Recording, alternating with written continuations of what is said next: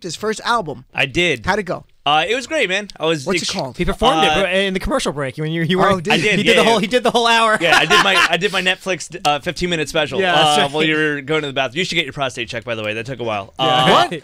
We did. I did a New York Comedy Club on East 4th on a Friday, actually a week ago.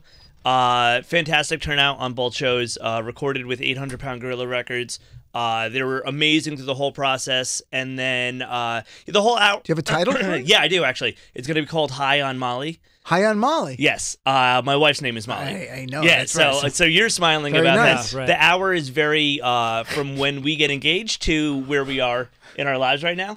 And How much of that do you have to get greenlit by the missus? All of it, actually. yeah. There's going to be a lot left on the editing floor, and by that I mean my nuts. My nuts. Yeah, are gonna be left on- there it is. Right. Well, I look forward to hearing it. Kevin's a really funny guy. That's what I joke around about. And Thanks, he's buddy. also a comedy teacher who teaches our Nina, who everyone knows Nina. She used to work on the show. And she did our Brown show last time and did great. Did she do all of my material? Is that the only She way did. those jokes She are going to did get on all that your show? stuff. Weirdly, she did a special at New York Comedy Club. No, Yeah. She talked about her wife named Molly. And the whole show. It was So- called High on Halal. Yeah, it was there you what a go. No, special. she had great stuff. I mean, She is extremely funny. Can you cut this out of the lives, the recorded? I don't want her to hear this. She's extremely funny.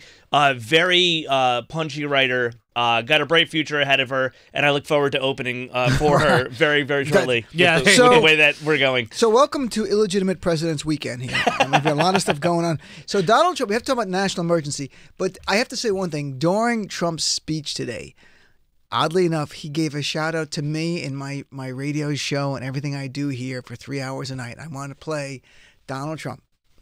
I think he's a great guy. He's a guy who can speak for 3 hours without a phone call. Try doing that sometime. For 3 hours he speaks. He's got one of the biggest audiences in the history of the world. I mean, this guy is unbelievable. Try speaking for 3 hours without taking calls. Taking calls is easy. Okay, I'll answer this one, I'll answer that one. He goes for 3 hours, and he's got an audience that's fantastic.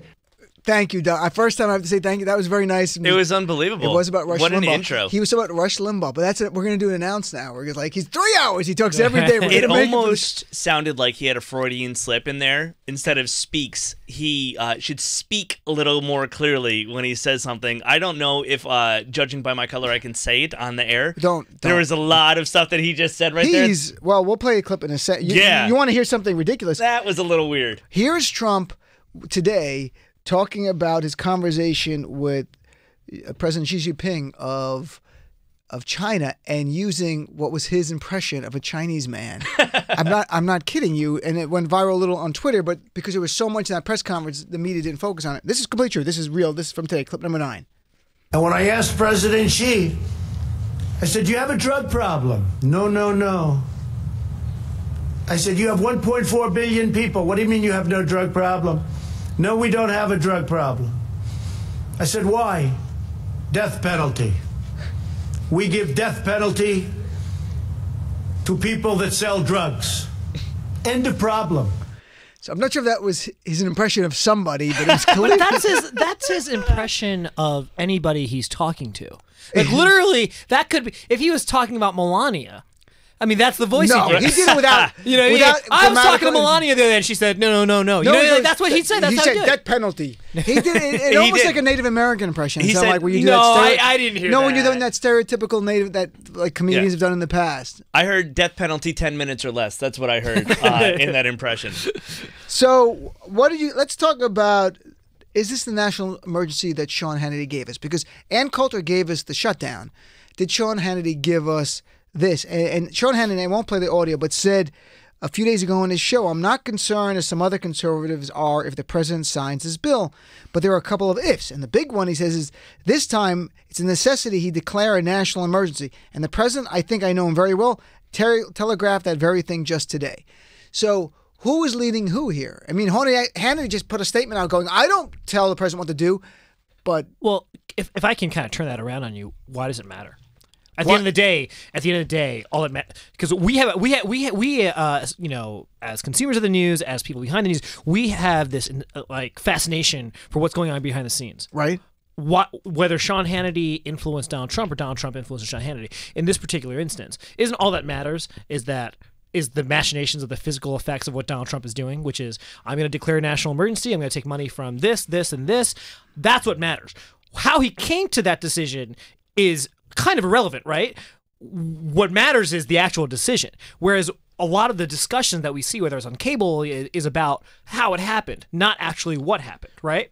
Well, I think one of the points that Dean's trying to prove on this is that, like, Hannity, it wouldn't matter if it was one of his aides, if someone told him to do it, but like the fact that like he might just be watching Fox News and go, oh, that's a good decision. I should be doing that. And it's like, you're really listening to someone. But okay, on let's cable. say, but if Fox News said, I'm not saying they would. If Fox News came out and said, jump off a bridge with all your friends. But Fox News came out and said, you know what? We are in favor of peace on earth. No one should be in poverty. Blah, blah, blah. And Trump listened to that and said, okay, I am too. I pass a bill and no one will be hungry anymore. Well, it doesn't matter where he got. What matters is he took the information. If he was doing the right thing. Right, that's exactly it. It was he doing the right thing. We would not care as much about. But when he's doing the wrong thing, Right. we want to kind of know Right. where's this coming from. Because do we have to? I mean, maybe Fox News anchors need Secret Service protection at this point because they are making more policies than people in the administration. My cabinet point officials. is, when we have these discussions, it almost seems like we're looking at for a way to let Donald Trump off the hook. Right? I'm not trying to let the hook. No. I'm trying to Like, alarm people that instead of listening to he's- generals on issues like foreign policy, instead of listening to cabinet officials, he is literally listening to Ann Coulter, Rush Limbaugh. In fact, today, this is at a press conference declaring a national emergency in a way that we've never seen a president declare. We've had like 55 before, but nothing like this before. We're going to take property from private citizens and spend $8 billion not allocated by Congress. In fact, Congress has said no to. And here is a part. It's like a minute long, a little over a minute, where he talks about Rush, Hannity, and Ann Coulter. And this is insanity to me. Here's clip number 8. What degree some of the outside conservative voices help to shape your views on this national emergency? I would talk about it. Look, Sean Hannity has been a terrific supporter of what I do, not of me. If I changed my views, he wouldn't be with me. Rush Limbaugh, I think he's a great guy. He's a guy who can speak for 3 hours without a phone call. Try doing that sometime. I thought that was you. For 3 hours he speaks. He's got one of the biggest audiences in the history of the world. I mean, this guy is unbelievable. Try speaking for 3 hours without taking calls. Taking calls is easy. Okay, I'll answer this one, I'll answer that one. He goes for 3 hours, and he's got an audience that's fantastic. Wait, they don't decide policy. In fact, if I went opposite, I mean, they have somebody, Ann Coulter. I don't know her. I hardly know her. I haven't spoken to her in way over a year. But the press loves saying Ann Coulter. Probably if I did speak to her, she'd be very nice. I just don't have the time to speak to her. I would speak to her. I have nothing against her. In fact, I like her for one reason. When they asked her, like right at the beginning, who's going to win the election? She said, Donald Trump. And the two people that asked her that question smiled. They said, you're kidding, aren't you? Nope, Donald Trump. So I like her. But she's off the reservation, but anybody that knows her understands that. All right.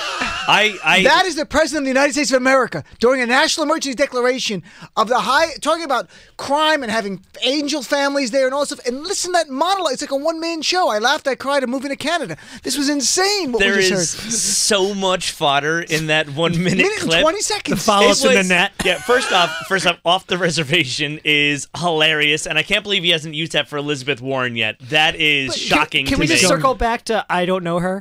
Right. Ann Coulter, he knows. Well, that is that's He just stopped following her on Twitter. Literally, he just stopped following. that is very New York. If you help me, yeah, I know him. I see him. I see him on 55th Street, and then it's like, oh, I heard she doesn't. I don't know her. Look. This is not a friend of mine. I like her, but I don't know her. You know what I'm saying? I haven't seen her in a while. But what I love about Trump, listen to his clips. He thinks he's going to get points for showing his work. Like, he shows his inner thought. I don't know. I met her. She said this really good thing about me. Maybe this. Like, he does this all the time. sold You me don't a get any bagel points one for day. showing your work. This is one of my favorite things about Trump is that, and I saw this a lot when I covered him on the campaign, which is that he when it comes to conclusions that he didn't realize he had in the middle of it. So one time we were in New Hampshire, and Trump is in the middle of bringing birtherism up again, this time against Ted Cruz. And he goes, this is how the thought process went. He goes, Ted Cruz may not be eligible to run for president. I'm just saying he might not be eligible. And if he brings it up, Democrats are going to sue him.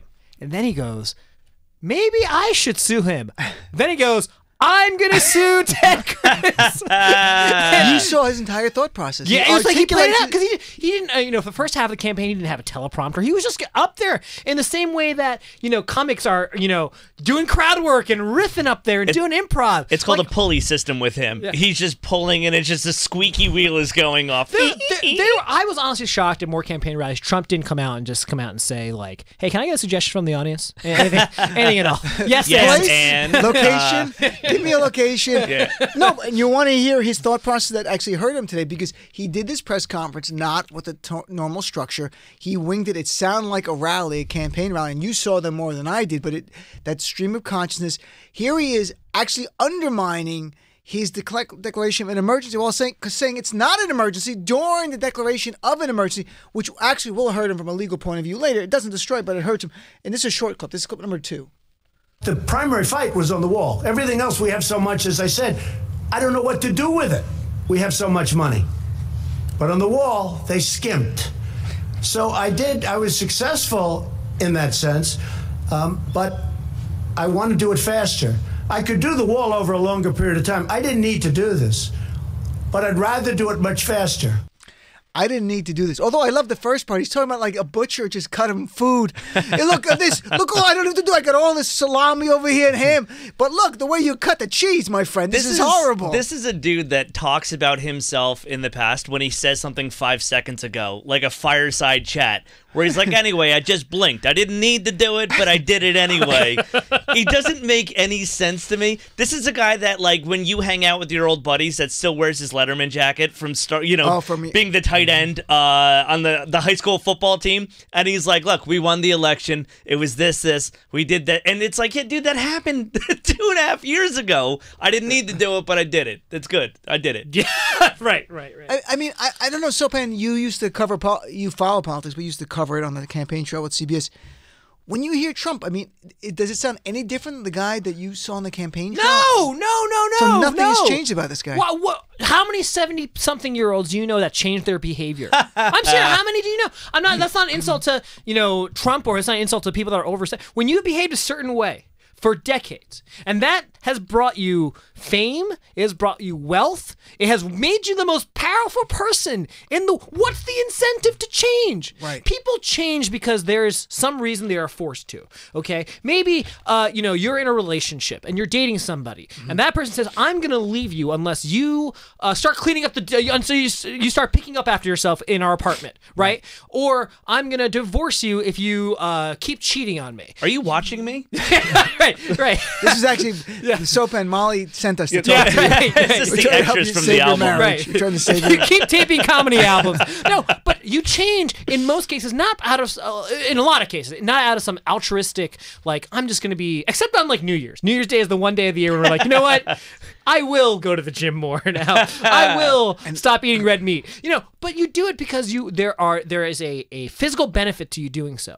Donald Trump's behavior is the reason he has what we call the Trump base. Yes. Yes. It's the reason the people love, because he does what he does. Okay, why should he change? What's the incentive when it won him one of the most unbelievable elections that we will ever see in our lifetime? Well, I think he's starting to change slightly in terms of like Do you think he has the ability? Well, compromising on the wall, and so I think he sees literally the walls closing in on him, and he's starting to learn, like, look, if I'm going to do this for another 6 years, I might have to show some sort of amends, sticking to my backbone, but also like being like, look, I can help all of us. And I think it's just, this is a guy that's a rat that sees everything closing in on him, and he's starting to panic and going for the jugular. That's I think as 2020 gets closer to November 3rd, 2020, if he's down in the polls, he'll do things that we don't even contemplate at this point. Right. But it's funny, though. I think you also have to want to change, right? Not like in every screenplay. You have to want to change. If you're writing a screenplay for someone, you need the character want. They have to want to change, because in real life, people don't don't want to. If people don't want to change, they don't change. So you've got to want to change. This is the worst second act I've ever seen in a screenplay. First act, he's like this horrible person. Second act, you're supposed to like have some sort of moral conundrum, and then third act, it's like he turns into Obama or something. Right. And second the life act lesson happens. Right. It's just we have not turned a corner. This is the longest it's a first horrible act. With the John Williams soundtrack in the background. He's not, all right. So let's take a break though. As we go to commercial, let's play. This is from Colbert last night, making fun of Trump saying how big he wants the wall, and he actually invokes Mount Everest. Trump does, not Colbert. This is real. Clip number 10. Trump's childish reaction shouldn't come as a complete surprise because he warned us yesterday that no matter what Congress said, his wall was getting built. The wall is very, very on its way. It's happening as we speak. And it's a big wall. It's a strong wall. And it's a wall that people aren't going through very easy. You're going to have to be in extremely good shape to get over this one. And they would be able to climb Mount Everest a lot easier. I don't know what the... Whoa! Mount Everest? What the hell is he talking about? Wow. Is he going to build the wall straight up? I don't... You're going to need oxygen. You're going to need oxygen. At this point, the question is not who connected to Donald Trump as a criminal. The question is anyone connected to Donald Trump who's not a criminal? The Dean Obeidallah Show. Sirius XM Progress.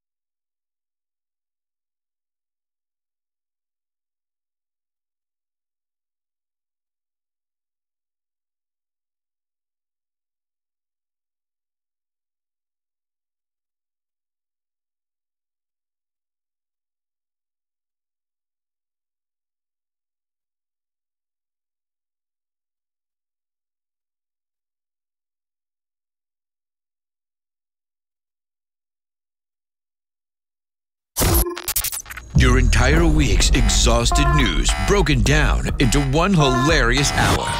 What Just Happened is now live with Dean Obeidallah. And welcome back to What Just Happened, Friday, February 15th. We're live here, our weekly look back at the insanity, and it was insane week, with our friend Sopan Deb this week from the New York Times and Kevin Dombrowski, comedian. So, you know what's interesting now, and I actually wondered, and not even jokingly a few months ago, will a Democrat later go, I'm going to tear that wall down, tear down the wall? And then Beto O'Rourke yesterday went making it from a comedic to actually real. And Beto O'Rourke said yesterday that he would consider tearing the wall down in areas like El Paso, where he's from, if the local people wanted to tear it down. And then Senator Kirsten Gillibrand was asked about it today, and as everyone's moving to the left of each other, she goes, yeah, if the people want it, we tear the wall down. Is there a place where you go too far left on these kind of issues? Because at the same time, she goes, we want border security, but is taking the position we're going to actually tear the walls down that are there already a shrewd move in 2020? I think too far left is in defense of too far right. That's what I think it is. I think you fight extremists with extremists. And I think people that are like, if he built this wall, I'm knocking it right. Like, it just, the ridiculousness begets the ridiculousness. So I think that if you are leaning towards one side or bipartisan, you can think clearly in terms of what do the American people actually need in this situation. And I think that people are starting to see that it worked for him extremely on the right. So people extremely on the left are like, look, if he builds that, I don't give a shit. I got a wrecking ball in my backyard right now. This is El Paso. And I will literally knock this wall down. And Mexico's going to pay for it. Right. And guess what? Canada's paying for it. I'm going to tear the wall down. But Sopan, I mean, is there a danger of going... You have two candidates now saying, yeah, I'll tear the wall down. Is there a chance? Because I don't want to feed into this. On the other screen over here is Fox News, and every night now Democrats are radicals and socialists and that kind of stuff. Is tearing the wall down a bridge too far? I think that, and this is just my political prediction, which I'm generally very bad at. This today, the notion of whether we're going to be tearing down a wall is not going to be, we're never going to admit, tonight's the last night we were ever discuss it. Because I say that because, I mean, the chance the wall ever gets built, this wall ever gets built, is still so slim to none. He has to survive court battles. He has to survive. A lawsuit was just filed, like over your head breaking news. Oh, First okay, well, there you go. Filed against Trump emergency declaration. There has to be, congressional, so, Congress has to be involved in some way, in theory, right? And that's what this lawsuit is about. So my point is, for there to be a wall to be torn down, there has to exist a wall, and that the chances of that happening are so slim. But to your larger point, is going too far to the left, a danger for this, liberal, this liberal field. Why? I don't know I don't know why it would be for those particular, because they're trying to get through a Democratic primary. There's there's this Howard Schultz type, Howard Schultz announced that he's running as a centrist or whatever, and look at what the reception has been. Well, because if he ran in Democratic primary, it's been very tall instead of grande. Got him.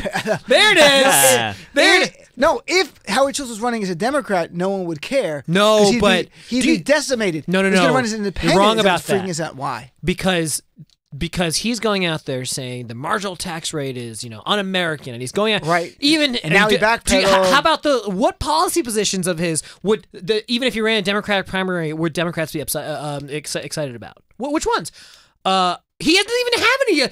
The only policy positions he's come out with so far during this campaign is, I don't like what Ocasio-Cortez is doing. Right. I don't like what this person's doing. Right. I don't like.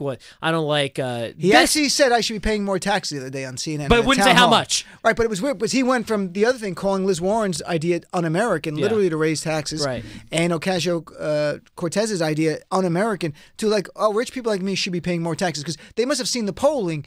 Over 70% of Americans think people who have making over $10 million should be paying more taxes. With Howard Schultz, there's been this weird dichotomy of okay.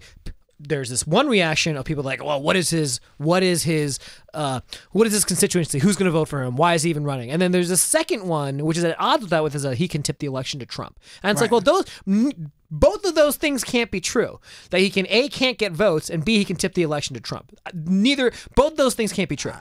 Right? How's that? How's I'm that just work? looking at. I've just talked about the polling that I saw, and then was reported on the news that they say that. But look, it's so far away. We don't really know the impact. We don't even know if he's going to run. Right. All that is to say is that I just don't think that going more to the left in a Democratic primary hurts anybody. You know, and look at Bernie. Right? Bernie ran as a staunch left-wing guy. Sure. You know, free college, He moved the Democratic Party. Right. free college, Medicare for all, which has now become like orthodoxy on the. Yes, it has. You know, like. And has that hurt? If anything, you know, what has happened is that there's more support for these positions than I think people realize. Yep. And those positions that previously were thought of as radical are now, if you look at the public polling on this, are now being considered as more mainstream positions. Well, I think what Trump opened up is like this analogy is going to sound weird at first, but I think you're going to get it. He opened up the possibility of people having any type of political view, and someone out there will agree with you. He opened up this whole avenue. It's like fetishes on the internet. Like if you look, here we go. If you look, Go on. If you look something up, Molly, I hope you're listening. Not in my web browser. Babe, step away from the computer. Yeah, right. If you look up fetishes on the internet, there's at some point, like, no, you're never gonna get to the point where it's like no one's ever thought about that. And I feel like that's what Trump did with politics. I think it's gonna be like, this is what I want to do, and you're gonna find one dude in his mom's basement with no pants on going, I'll vote for that guy. I've thought that before. Right. But the bigger thing with someone like Beto O'Rourke is like, okay, where, you know, is he going to, you know, for the Democratic But activists. Beto said he would be willing to remove the walls already in place in El Paso. Right. That's what I'm the saying, interesting thing. True. But what I'm saying is like, I think the issues that matter more are things like Medicare for all. For the Democrats, the people that will be caucusing in Iowa and voting in New Hampshire primary, the people that are paying attention to the election at this point, that's the stuff they're concerned about.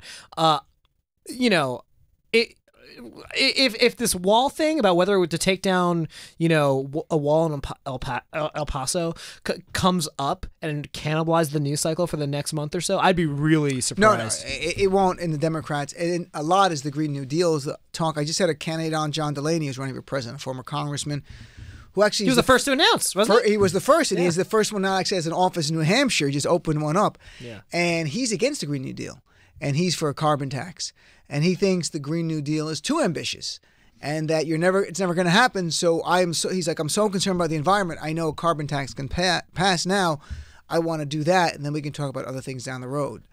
So it's kind of interesting. There's a little pragmatism with him. I think the Democratic base, though, the pragmatism is that we're going to support the nominee. Pragmatism is, I saw a poll in Politico not too long ago. 55% of Democrats said they would support someone who they thought can beat Trump, even if they didn't line up with them on every issue. Only about 30% of Democrats said I have to line up on. So who are the Democrats that would not vote for? I'm a little confused about it. Because of the Bernie-Hillary split that they thought that had impact on her. So you're in the saying general. that if a Democratic voter does not agree with the Democratic nominee on issues, there's 45% of people in the country that would then vote for Trump or would sit the election out? 30, a little over 30% said that they would rather have, they just said they would rather have as a nominee someone who they line up with on their views, even if they would lose to Trump. Oh, and 55% said, I will put my views second.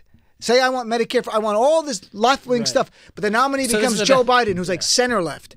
And they go, I'm going to go for Biden all the way because Donald Trump has made electability. They're pragmatism over purity for the Democratic Party in a way that we didn't see in 2016. Because I know Bernie supporters who I don't know if they actually voted or not because they lied. I think because they thought Bernie was going to, they thought Hillary was going to win, and they didn't vote. High before the election, and then they didn't. So. I love that where it's like I'm gonna vote for this guy. No, like I hate this guy so much that I'm gonna vote for this person no matter what happens. Right, protest vote. Right, yeah. My personal favorite is what you were talking about before. The new candidates that are like they don't run on any sort of politics except for like I don't like that, I don't agree with that, I don't like that, and I don't agree with that. But do you know why Schultz gets to do that? It's because he's a billionaire, and if you have money, if you have that kind of money.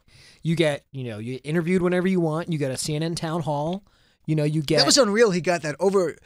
Julian Castro. He's not even a candidate. They won't give him one yet. I mean, he's not even a candidate. I know. That was CNN being as bad as CNN. Okay, could but be. even if you take out CNN, forget the town hall. I believe Schultz went on The View the other day, or he got a lot of earned media, and that's what happens when you're a Earned billionaire. media. Trump loves that. And that's it's a lesson for like if Dean wanted to run for president. Dino Bidala. Yeah. Right. The host of the show. I can't believe how many networks are talking about you, by the way. Unbelievable. It is they all are. But not to book unbelievable. me on their panels. Right. Apparently. And That's this, what they're by the doing. way, this segment is way bigger than I thought it was going to be. It is. Hey, let me ask you this. Okay.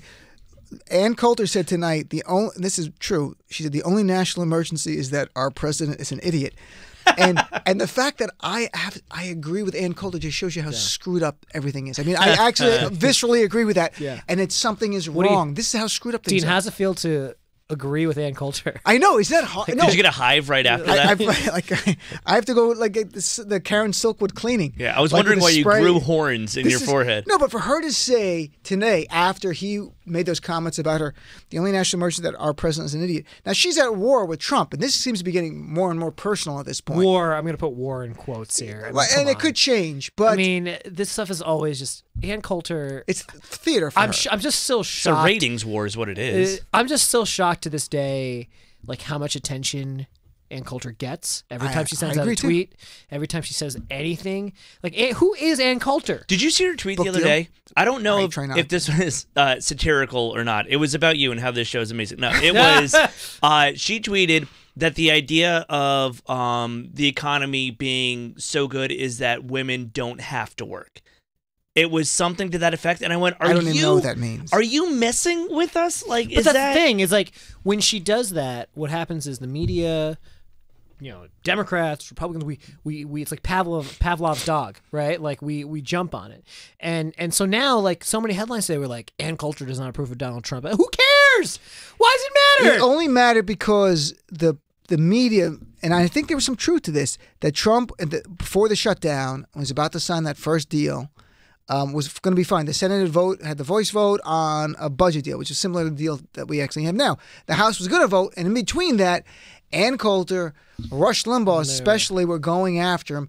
And Laura Ingraham, where Trump was moved by these celebrity conservatives, not rank and file, but celebrity conservatives in his view. Right, but the thing, at least Laura Ingraham has a Fox show, right? So it makes sense. Trump watches Fox a lot. Okay, Sean Hannity has a Fox show.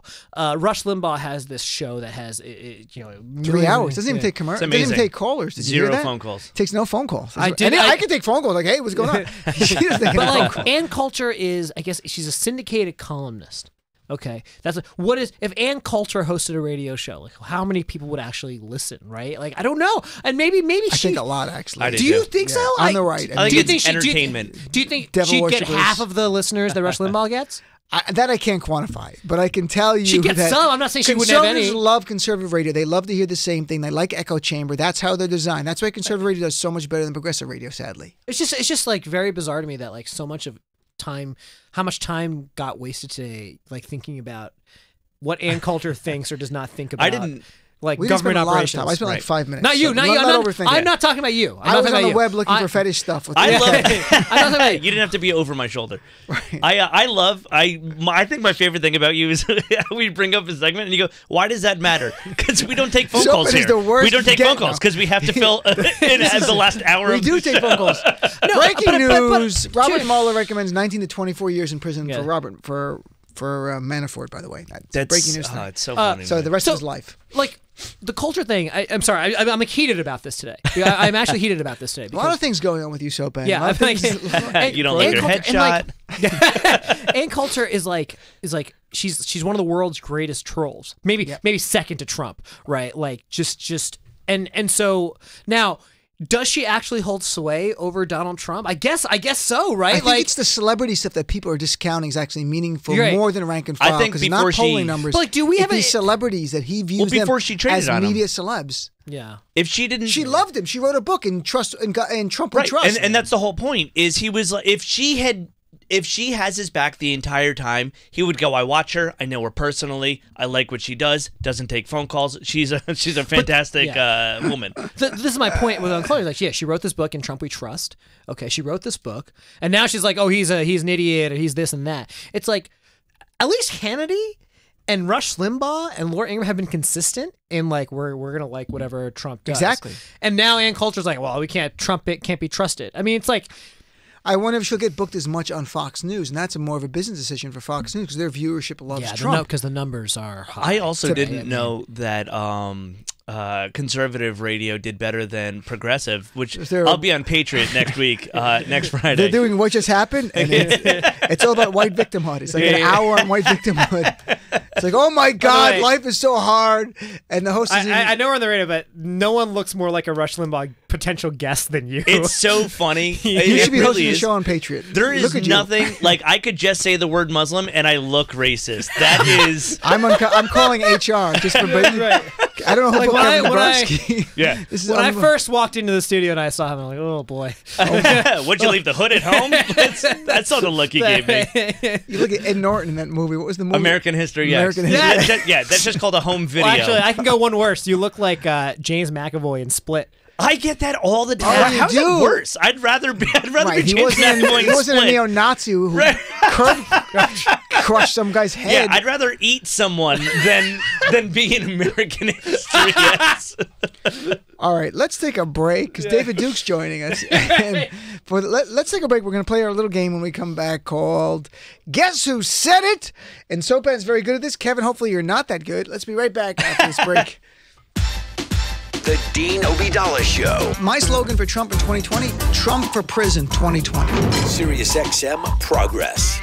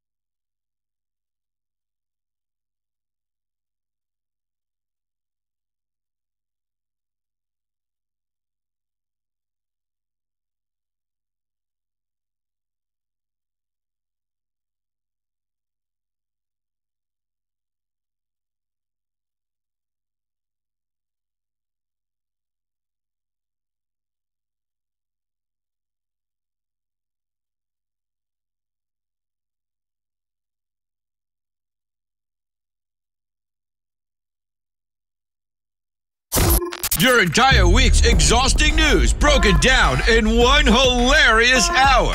What Just Happened is now live with Dean Obeidallah.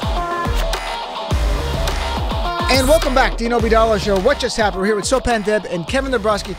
Now it's time for the game within the game called Guess Who Said It? Now, it's time for America's newest game show sensation. Guess who's done it? All right, here we go. Here, I'll give you a few. We're going to do a few because we don't have much time here. But thank you, Matt. Thank you for putting this together. Here we go. Regarding Trump's failed border negotiations, who said this week it didn't matter if you put it on that machine down there on the Jersey Shore and pulled it like taffy and twisted it and packaged it and put a bow on it and dipped it in chocolate? It's not a win. Was it A, Chris Christie, B, Mike Bloomberg, C, Cory Booker, D, Shep Smith? I'm taking Chris Christie on this. Yeah, I'm going to go Christie here. Oh, no! Oh, come on. We got you. Nice one, Matt. Oh, you got me dipped in chocolate. That's Shep why I Smith. picked it. Shep Smith. And you would have thought Chris Christie. Yeah, that was the Jersey. beautiful. He gave a look away pass It there had by nothing Matt. to That do was with very views nice. and all food. That was a look away. Food, Jersey. He did genius. Okay, here I we think go. it was Springsteen that actually said that. Okay, who said this to Venezuela envoy Elliot Abrams? Oh, yeah. Under your watch, a genocide will take place, and you will look the other way because American interests will be upheld.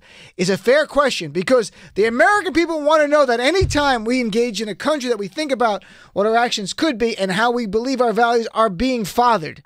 Was it AOC, Congresswoman Ilhan Omar, Bernie Sanders, Amy Klobuchar? That was Omar. I'm going to go with the same because I don't know. Yeah, it was Omar. Ilhan Omar. She did a good job. Yeah, we're tied right now. She had you an know interesting that. week. She had the top of the week was a horrible press week. That's what we call a roller coaster. Right. And the middle of the week progresses all over the nation. We're like, oh my God, that's what you got to do. Put that on the Jersey Shore. It's funny. Before, I didn't even do this accidentally. I called Alexandria Ocasio, I said Castro instead of Cortez. And that was completely Castro because like Fidel Castro. And that's I because believe we call that a Freudian. exactly. Freudian and slip, I yeah. didn't was not and You were Shelley Wright was smoking a laughing, cigar and I while go, you said it. I like her, so I wasn't doing that. But I'm like, I can see at some point Trump. You're also wearing a cigar shirt, which is nice. Okay. Okay, here was a tweet. Who did this tweet this week? Trump is the American Merkel, but who cares about Germany? Trump just destroyed the USA. A, Rachel Maddow. B, me. C, Ann Coulter. D, Elizabeth Warren. Trump is the American Coulter. Merkel, but who cares about Germany? Trump just destroyed the USA. Coulter. I feel like Dean his radio show is getting big enough that he would actually be the kind of guy that would quote himself on a quiz show on his own show. Oh, he would. No, it wasn't that. It was Ann Coulter. Yeah! Listen to this Coulter. She's going after him like at real levels now. Okay. Last thing. I don't claim to be a journalist. We do journalism. Oh, this is Dean. Yeah. Dean. All right, we're good. I don't claim to be a journalist, but we do journalism. But what we say about a talk show host, we're like the whole newspaper. Was that Rush Limbaugh, Lou Dobbs, Alex Jones, Sean Hannity? I don't claim to be a journalist. We do journalism. What we say about being a talk show host, we're like the whole newspaper. I'm gonna say Hannity. I'm going to go with Alex Jones. It was actually Hannity. Oh, So Sean Hannity says he is not a journalist. He's like the whole newspaper. He's the opinion section of the newspaper. And that's what he was saying. All right, good job. Yeah. All right, guys. He's the family circus of the newspaper. But we have 5 minutes for our next and last break. I want to talk about Amazon leaving New York City.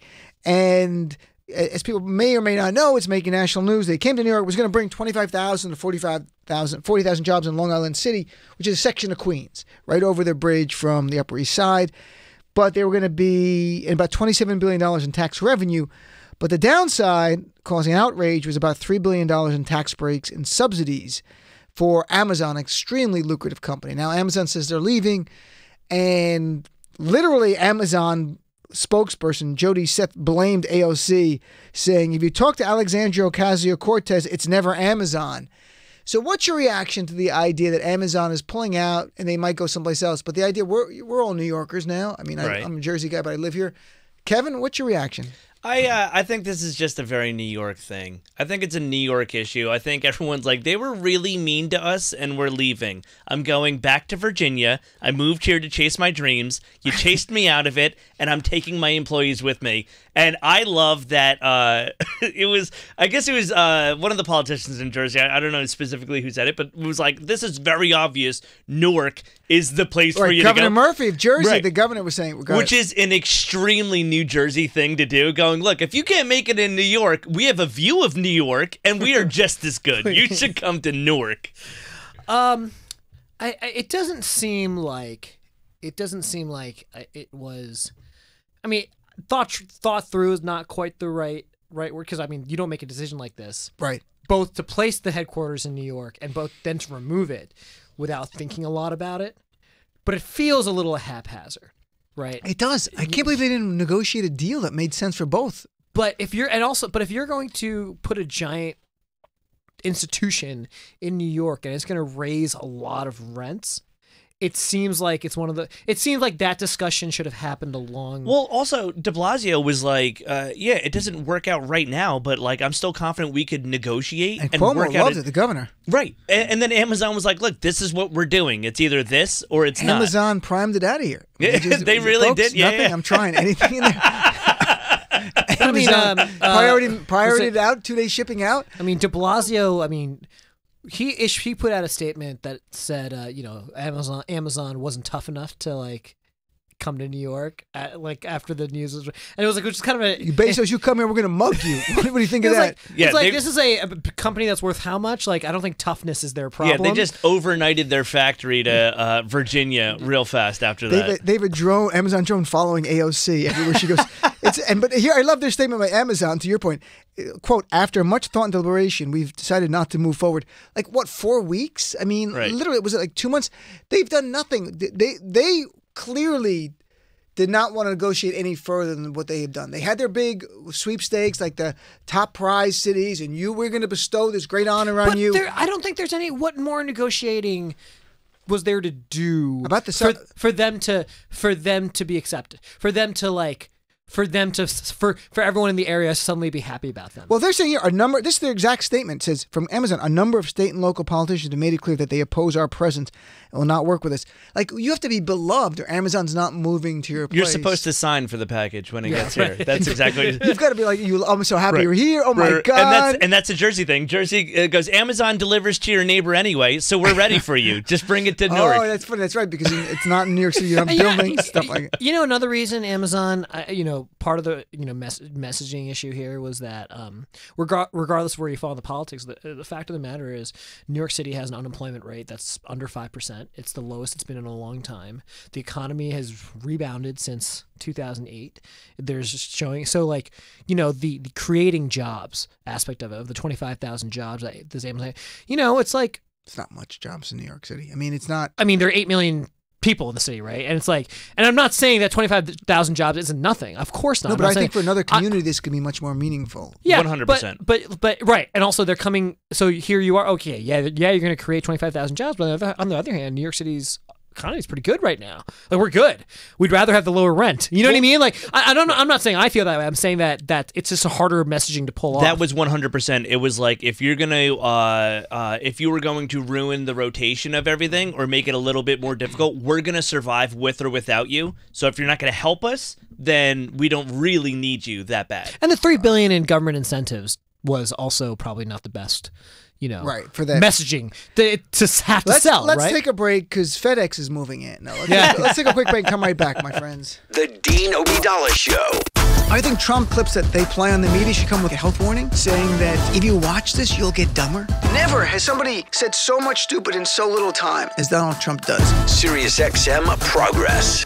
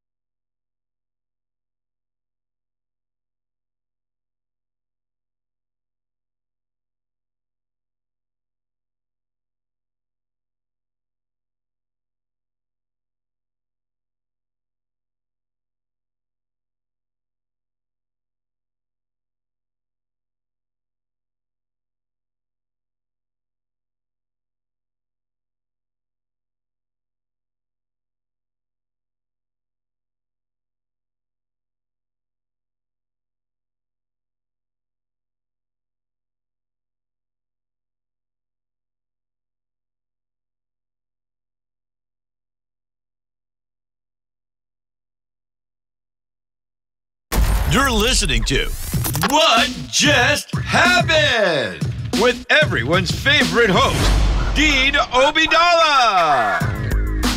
And welcome back to the Dean Obeidallah Show. We're live right here with our friend Sopan Deb from the New York Times and Kevin Dombrowski, very funny comedian. So we got about a minute and a half left, my friends. Kevin, where can people, if they wanted to see Kevin be funny as opposed to this show, where would they go? What would they do? You can go to kevindombrowski.com. You can go to Facebook or Instagram or Twitter, Kevin Dombrowski. All my tour dates are up there. I'm in New York. I'm writing new stuff. I'm bombing. I'm back to bombing, which is nice. Congratulations. Thank you so much. Continues. I look forward to be. I like being the white guy saying I'm bombing in a room like this. Right. It is fantastic. Hey, better you than us. Yeah, That's exactly. right. We're brown. And Sopan, if people want to follow you and see your great articles in the New York Times and everything. Just subscribe, please. Keep paying the paycheck. And then I'm on Twitter at SopanDeb. And Sopan's got many more Twitter followers than either of us. He's killing it. How many have, like 100-something thousand? I have a decent amount. He's It's got not a polite lot. to talk about. He doesn't want to brag. See, that's what Brown can do for you. Yeah. Yeah. Folks, Drop the thanks for mic. tuning in. Enjoy Illegitimate President's Weekend. Have fun. We'll be back Tuesday with an all-new live show right here. I'm on Twitter at Dean Obeidallah. Drop me an email. I'll be around all weekend. Dean at deanofradio.com. That's DEAN at deanofradio.com. Thanks for tuning in. Have a great weekend. Talk to you Tuesday. No phone calls.